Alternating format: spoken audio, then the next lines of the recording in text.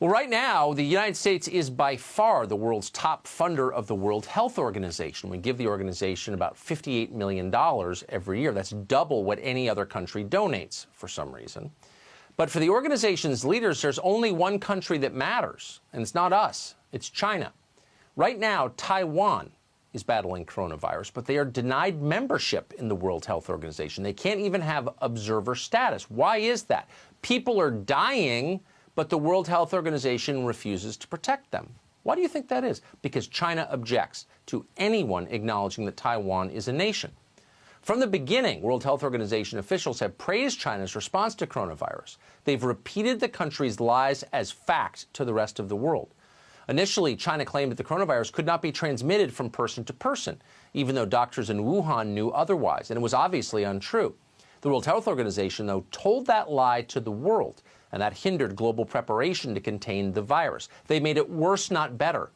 And then the World Health Organization praised China for its transparency, a cruel joke. As those lies have been exposed, the World Health Organization's subservience to their masters in Beijing has only become more obvious, more naked. On Saturday, a Hong Kong television station aired an interview with the World Health Organization assistant director called Bruce Aylward. He's a Canadian. We want to show you this whole thing. We hope you'll watch carefully because it tells you everything about where this world is going and why you should be really nervous about the government of China. Watch this. Would the WHO consider Taiwan's membership?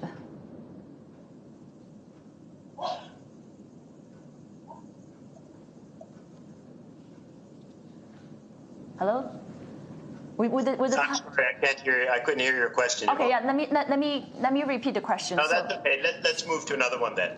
Right, because I'm actually curious on talking about Taiwan as well, on Taiwan's case.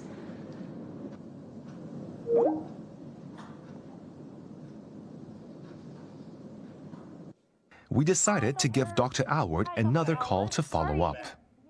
And I just want to see if you can comment a bit on how Taiwan has done so far in terms of containing the virus.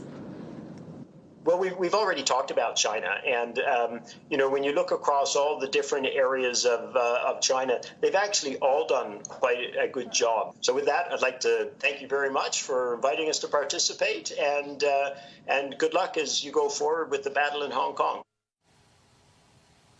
In the middle of a global pandemic, they're refusing to help a country because China told them not to.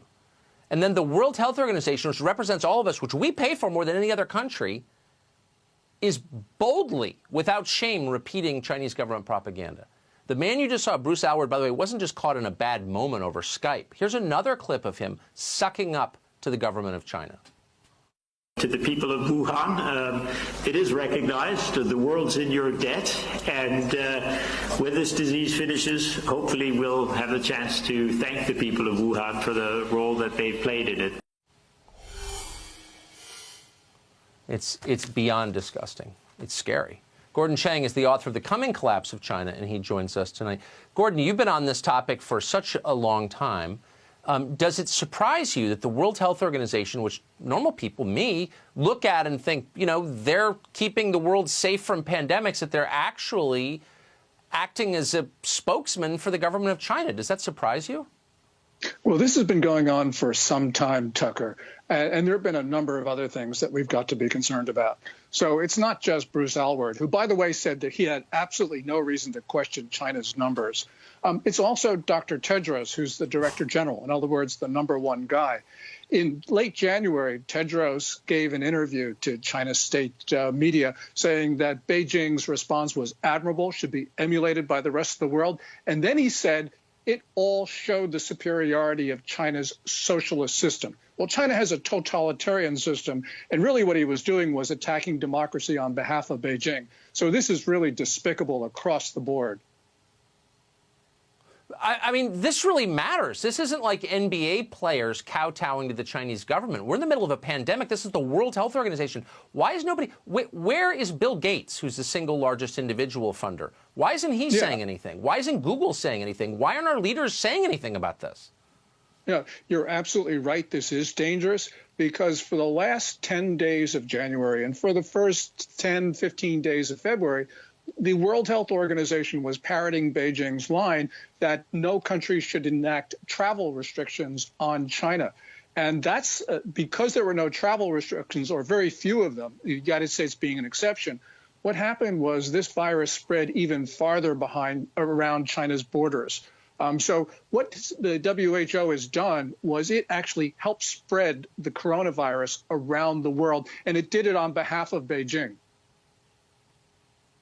It's just beyond belief. It's hard to believe those words are true, but they are true. Gordon Chang, thank you for that. Thank you, Tucker.